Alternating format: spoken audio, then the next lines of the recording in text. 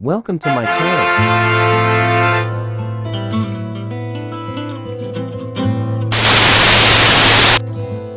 Subscribe my channel for more Ender 10.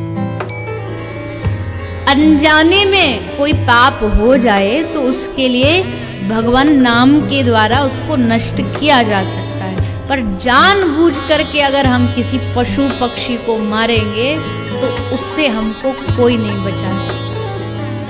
इसलिए तो आपने देखा होगा जब कोई महात्मा, अधिकतर ऐसा देखने को मिलता है, जब कोई महात्मा चलता है तो वो जमीन पर नीचे देख के चलता है कि कहीं मेरे पांव से कोई चींटी चींटा कोई दब ना जाए। ये नजरें उसकी जमीन पर रहती है। संसारी जब चलता है तो घमंड में सर ऊंचा करके चलता है, और संत जब चलता है तो सर झुका के चलता है।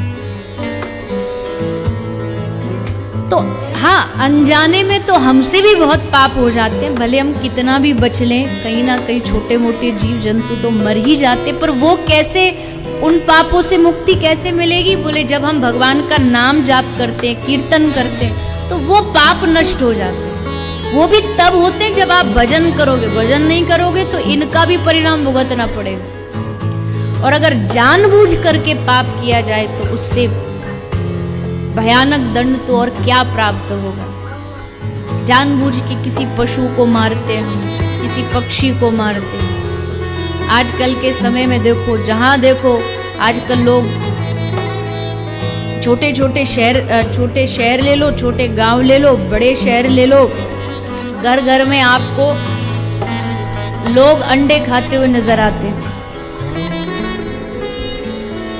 और उनको लगता है कि ये सब खाना पीना, इससे क्या होना जाना है। और उनको भोजन ग्रहण करके अपने आप को सात्विक समझते हैं, और फिर कहते भी हैं कि अरे ये तो, इसमें अभी तो कुछ है ही नहीं। अभी नहीं है, लेकिन यही तो आगे चल के एक जीव का निर्माण करने वाला है।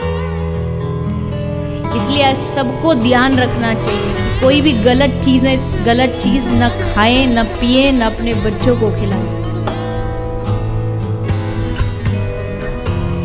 अंडा भी मांसाहारी में ही गिना जाता है, और उसको खाने का परिणाम भी आज नहीं तो वहां जाके तो भुगतना पड़ेगा। पर एक बीच में कोई महापुरुष आए, उन्होंने एक स्लोगन दे दिया कि संडे हो या मंडे,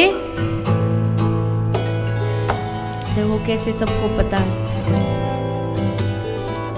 पर वो बेचारे आधा ही बताए, आधा बताना भूल गए, आधा ही बता पाए। पूरा ये था कि संडे हो या मंडे रोज खाओ अंडे, फिर ऊपर जाके खाओ डंडे, क्योंकि वहां की मार से तो कोई बचा नहीं सकता, कोई नहीं बचा सकता। भगवान का न्याय बड़ा कठोर होता है, तो इसलिए पहले से सावधान हो जाए, गलत न खाएं न पिए। आप कम से कम जो लोग भागवत आज सुन रहे हैं, वो लोग तो गलत खाने पीने से एकदम दूर रहें। किसी भी प्रकार के गलत आहार को आप न खाएं, और अगर खाएंगे तो उसके परिणाम को भुगतने के लिए तैयार रहिए।